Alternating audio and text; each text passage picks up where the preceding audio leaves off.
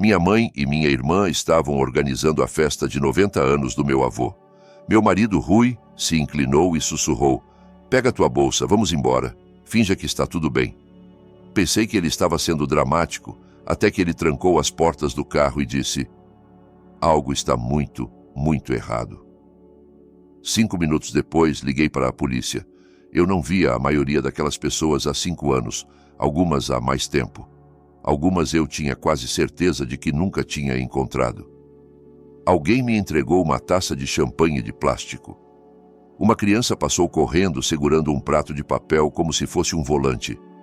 Havia cadeiras dobráveis, lanternas de papel, uma música suave tocando em uma caixinha de som Bluetooth, todos os ingredientes de uma celebração ao ar livre descontraída, festiva, meio desajeitada. Deveria estar tudo bem, e por cerca de 1 hora, esteve. Eu estava ao lado da mesa de petiscos fingindo interesse em espetinhos de uva. Rui estava ao meu lado, segurando uma taça de vinho branco e observando a multidão com aquele olhar neutro e indecifrável que ele faz quando é educado demais para dizer que quer ir embora. Minha mãe estava no seu elemento, abraçando as pessoas, enxugando lágrimas, retocando o batom atrás de um guardanapo. Meu pai estava sentado perto da churrasqueira, reclamando do tempo, como se ele o tivesse ofendido pessoalmente. Minha irmã, Natália, como era de se esperar, estava bem longe de mim. O marido dela ria de algo que ninguém mais achava engraçado. Era a casa do meu avô, mas já não parecia mais pertencer a ele. Ele a construiu depois que o negócio decolou.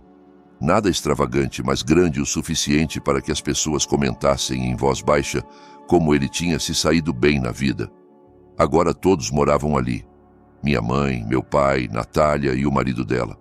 Suponho que havia espaço. Chegamos de Londres no dia anterior. Por anos eu perguntava quando poderíamos visitar, e a resposta era sempre vaga. Agora não é uma boa hora, ele não está se sentindo bem. Talvez no próximo ano. Então, nesta primavera, minha mãe disse: "Se você realmente quer vê-lo, venha para o aniversário dele." Eu aceitei na hora. Pensei que talvez ela estivesse amolecendo, que isso significava algo. A festa já estava a todo vapor quando trouxeram meu avô em uma cadeira de rodas, cabelo bem penteado, vestindo um colete que eu vagamente reconhecia. Todos aplaudiram, como se ele tivesse acabado de desfilar por um tapete vermelho. Fiquei ali, paralisada. Ele parecia bem, bem demais. Seu rosto estava liso, seus olhos distantes, como se estivesse ouvindo metade de uma música que ninguém mais escutava. Acenei. Ele não acenou de volta. Disse a mim mesma que era a idade. Minha mãe se inclinou e sussurrou: "Ele não fala mais muito. É difícil para ele." Assenti como se entendesse. Ela levantou a taça e começou o brinde com a voz trêmula, o suficiente para fazer tudo girar em torno dela. 90 anos de sabedoria, amor e generosidade, disse ela. Ele construiu nossa família, nos deu essa vida. Alguns convidados fungaram.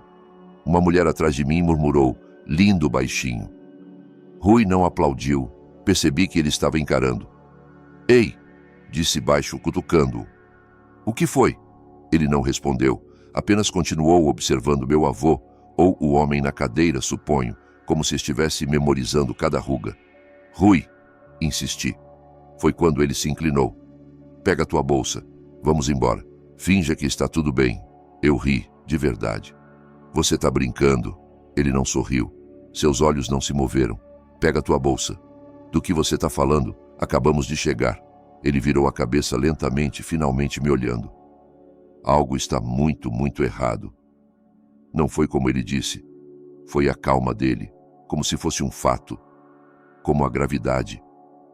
Minhas mãos ficaram geladas. Olhei para meu avô. Ele não tinha se movido. Suas mãos descansavam nos braços da cadeira como adereços. Você está falando sério? Perguntei. Rui não respondeu. Já estava andando em direção à casa. Seguiu até o andar de cima. Tentei abrir o zíper da minha bolsa de viagem, minhas mãos tremendo. Meu coração batia forte. Minha boca estava seca. Fiquei pensando, se ele estiver errado, isso vai ser tão constrangedor. E se ele estiver certo? Saímos pela porta da frente. Ninguém nos parou. Ninguém nem olhou para nós. No carro, Rui abriu a porta do passageiro para mim, como um cavalheiro de filme de espionagem. Entramos. Ele trancou as portas, então segurou o volante com força e disse: "Aquele não é o teu avô." Eu costumava pensar que talvez estivesse imaginando coisas.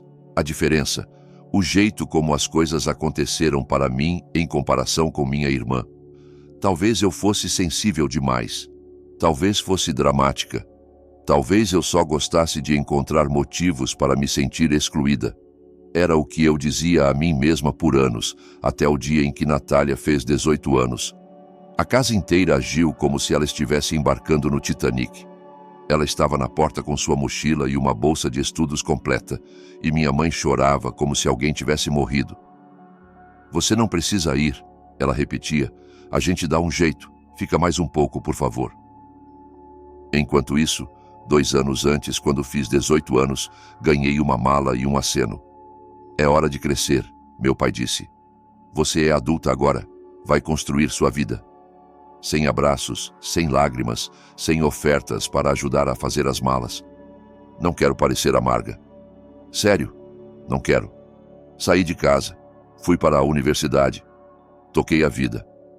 Mas há algo em ser praticamente empurrada para fora da porta, enquanto sua irmã é implorada para ficar. Isso marca. O mais engraçado? Eu nem tive escolha sobre a universidade. Sabia que tinha que ir. Não porque alguém me disse, porque precisava de uma desculpa para sair.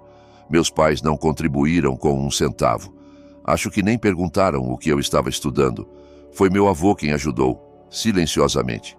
Ele me mandava dinheiro a cada poucos meses, o suficiente para sobreviver.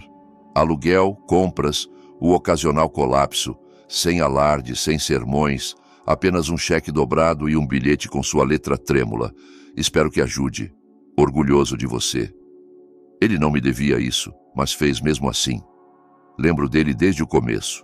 Antes mesmo de eu formar frases completas, eu tinha meu avô. Ele me pegava no colo e contava histórias com uma voz que parecia guardar segredos. Fazia brinquedos de madeira para mim e me ensinou a usar uma plaina quando eu ainda usava tênis de velcro. Ele cheirava a cedro e chá de hortelã. Naquela época parecia que ele era meu, que eu era a favorita. Talvez fosse. Mas a vida é boa em separar as pessoas. A universidade virou um emprego. O emprego virou Rui. E de repente estávamos morando em Londres. Não foi uma fuga dramática. Foi oportunidade, trabalho, timing. E se for para ser honesta, alívio. Estar tão longe tornava tudo mais fácil. Mais fácil não perceber o quão raro eram as ligações dos meus pais. Mais fácil fingir que o silêncio era só fuso horário. Mais fácil não sentir o vazio estranho que sempre vinha depois de qualquer conversa com Natália, por mais amigável que parecesse. Mantínhamos contato, mais ou menos. E-mails de festas, chamadas de Zoom ocasionais. A última conversa de verdade com meu avô foi numa dessas, por vídeo. Ele parecia mais velho, mas ainda lúcido. Perguntou sobre meu trabalho. Perguntei sobre o jardim dele. Ele fez uma piada sobre os esquilos roubando todos os tomates. Isso foi há 3 anos. Depois disso, as coisas ficaram mais silenciosas. Eu pedia para falar com ele, e minha mãe dizia que ele estava dormindo, ou não se sentia bem, ou estava muito cansado. Eventualmente, ela parou de responder de vez. Disse a mim mesma que era normal. Pessoas envelhecem, se afastam. Talvez fosse difícil para ele falar. Mas algo nisso nunca pareceu certo. Não insisti. Tinha uma vida, um emprego, um marido. Disse a mim mesma que não era pessoal, que eu não tinha sido cortada, apenas delicadamente deixada de lado. E então, de repente, veio o convite para o aniversário. Ou melhor, a permissão. "Se você quer mesmo vê-lo," minha mãe disse por telefone, "venha para o 90º aniversário dele." Não hesitei. Reservei os voos naquela noite. Pensei que significava algo. Pensei que talvez fosse o momento em que as coisas mudariam, que talvez eu estivesse sendo aceita de volta. Em vez disso, entrei numa festa onde não conhecia ninguém, pisei num gramado que não parecia familiar e percebi que, em algum momento, aquele lugar inteiro deixou de ser meu, se é que algum dia foi. Todos moravam ali agora. Minha mãe, meu pai, Natália, o marido dela. Eles absorveram a casa como se fosse uma extensão natural da proximidade deles, da verdadeira família deles. Eu era só uma visita à estranha. Fiquei me dizendo que era coisa da minha cabeça, que estava projetando, que estava sendo dramática de novo. Mas então Rui se inclinou e disse: "Pega tua bolsa." E nada mais parecia imaginário.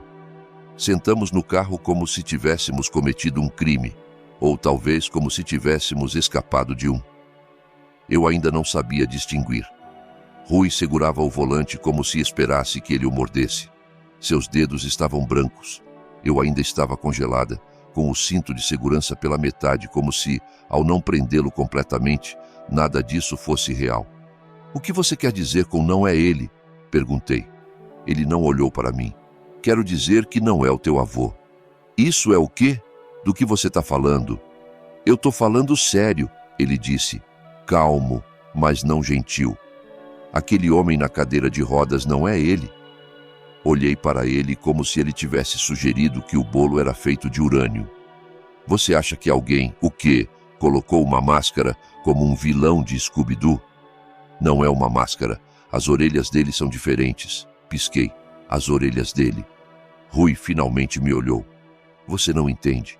Eu lembro de rostos, cada detalhe, desde criança. Posso desenhar uma pessoa que vi uma vez numa estação de trem em 2009. Eu não esqueço rostos, nem orelhas. Não é o teu avô." E de repente, meu estômago virou água. Quis rir. Não o tipo engraçado, o tipo desmoronando, agudo, como se estivesse escorregando de um penhasco.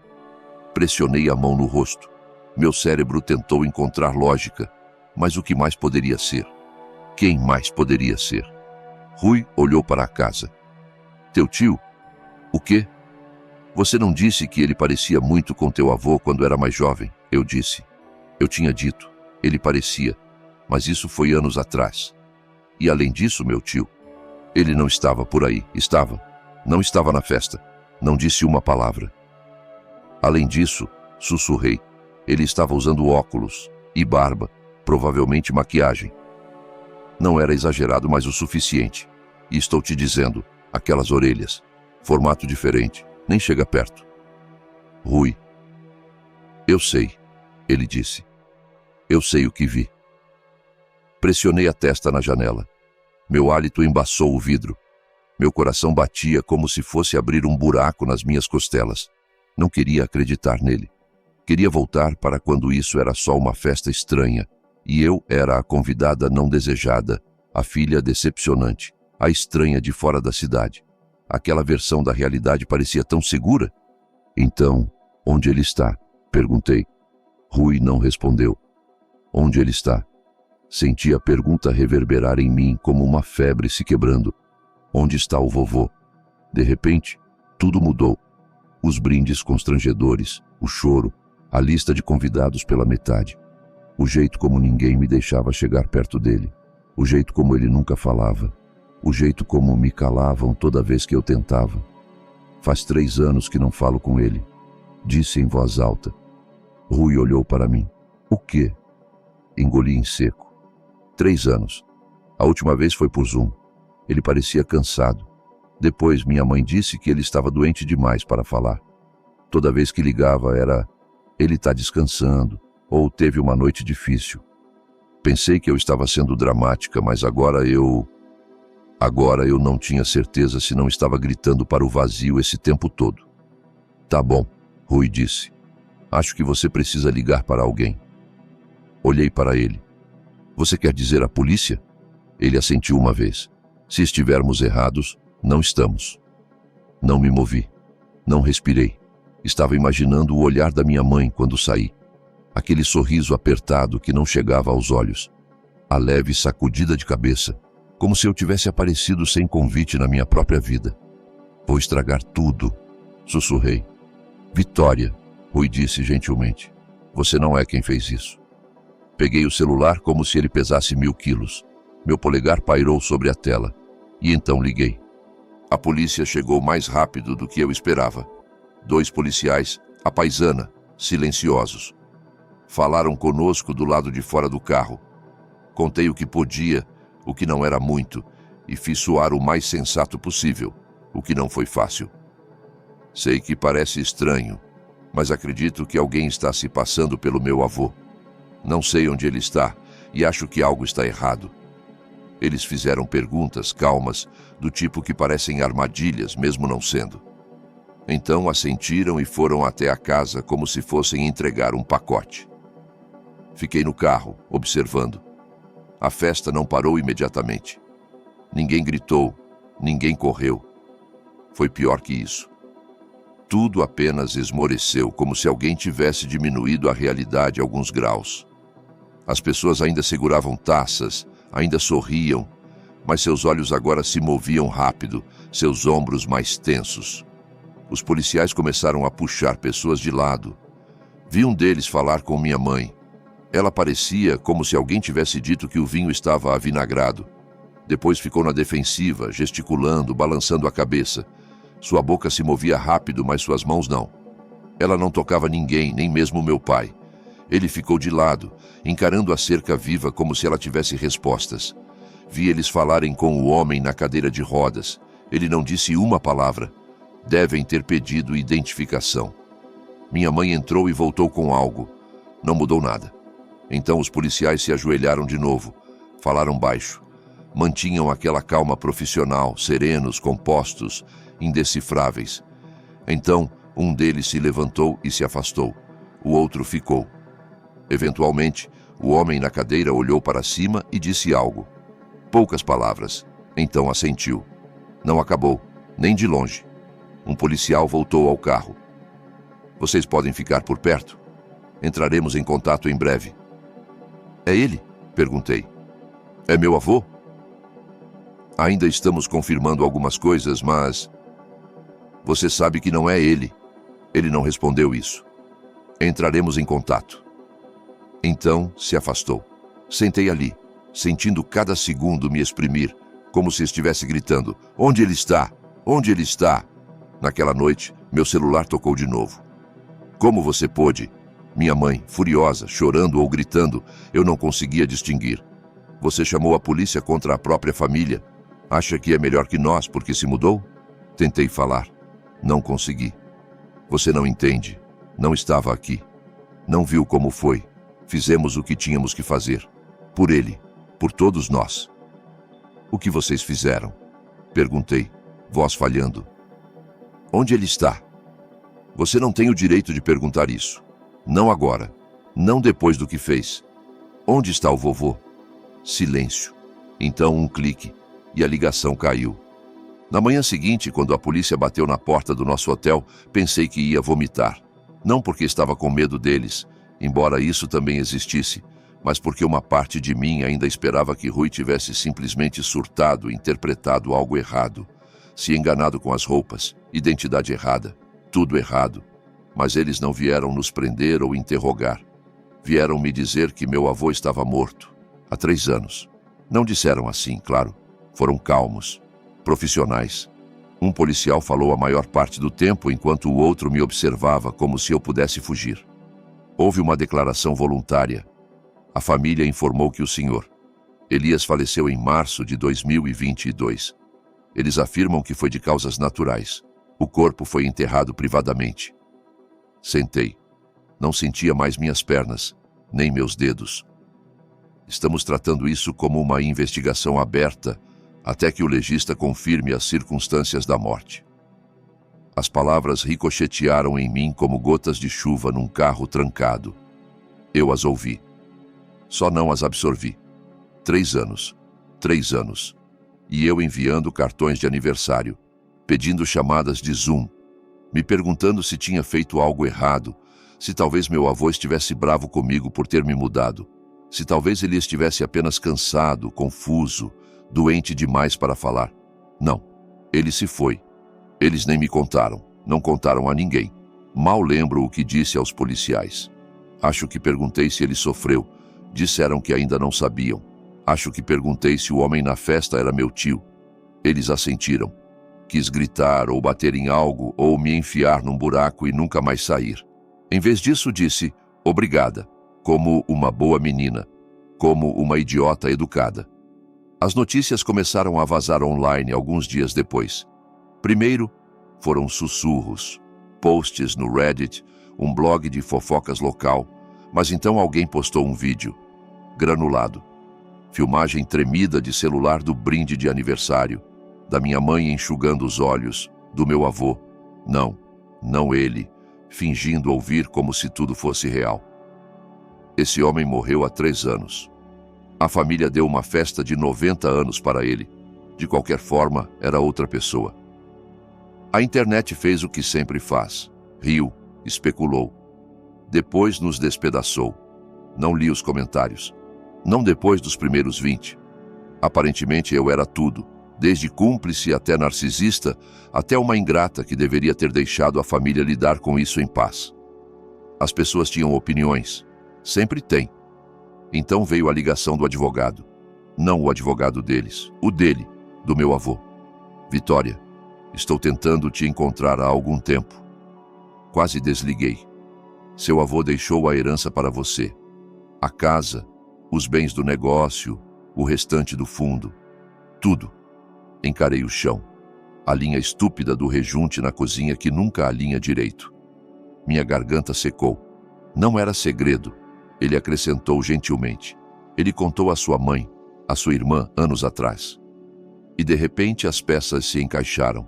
As mentiras, o segredo, as festas falsas, o homem na cadeira de rodas. Eles não estavam apenas escondendo a morte dele.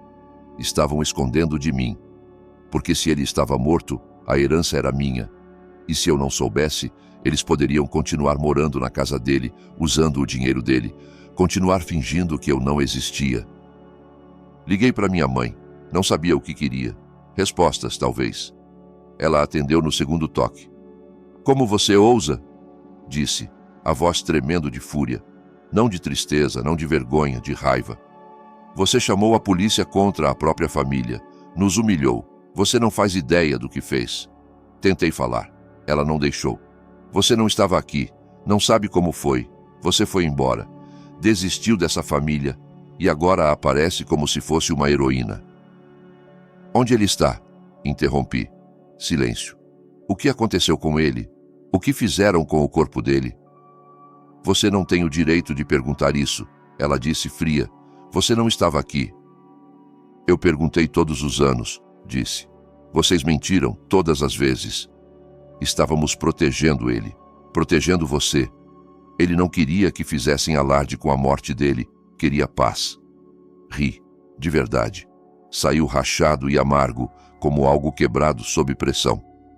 Vocês não protegeram ele. Vocês o saquearam. Foi quando ela desligou. Semanas se passaram. A investigação avançava lentamente, depois mais rápido. Houve depoimentos, entrevistas, intimações. Eventualmente, o legista confirmou o que minha família alegava. Causas naturais. Meu avô morreu enquanto dormia. Sem trauma, sem envenenamento, sem violência. Apenas o fim quieto de um homem velho. Chorei pela primeira vez desde a visita da polícia, porque finalmente, eu podia chorar por ele sem dúvidas. Mas ainda havia a fraude, a impersonação, o dinheiro. Foram feitas acusações, não relatar a morte, ocultar informações, acessar fundos ilegalmente, falsidade ideológica. Eles não pegaram prisão. Pegaram liberdade condicional. Condicional monitorada, severamente imposta. Se errassem de novo, iriam direto para a cadeia. Meu tio, o ator, enfrentou suas próprias acusações, mas cooperou. Isso pareceu ajudar. Ele também pegou condicional como os outros. E eu? Ganhei a casa, toda a propriedade, os bens. Não era extravagante, não ao nível de bilionário, mas era muito, o suficiente para explicar por que fingiram por tanto tempo. Não os expulsei. Os tribunais fizeram isso. Eles se mudaram em silêncio, sem pedido de desculpas, sem contato visual. Minha mãe deixou um bilhete na bancada da cozinha. Dizia, você sempre foi boa em tomar o que não merecia. Queimei no lava-louça. Na primeira noite que passei lá sozinha, só de visita antes de voltar para Londres, sentei na cadeira do meu avô. Abri uma garrafa de vinho, coloquei os pés na mesa. O lugar estava quieto. Ainda cheirava a lustramóveis. Não me senti triunfante, nem vingada, nem mesmo com raiva. Me senti dispensada. E pela primeira vez na vida, não me senti uma estranha. Não falei com meus pais desde então. Nem com minha irmã. Nem mesmo uma mensagem. Às vezes me pergunto se fui longe demais. Outras vezes, me pergunto se não fui longe o suficiente. Me diga o que achou. E se quiser mais histórias como essa, clique em inscrever-se e ative o sino.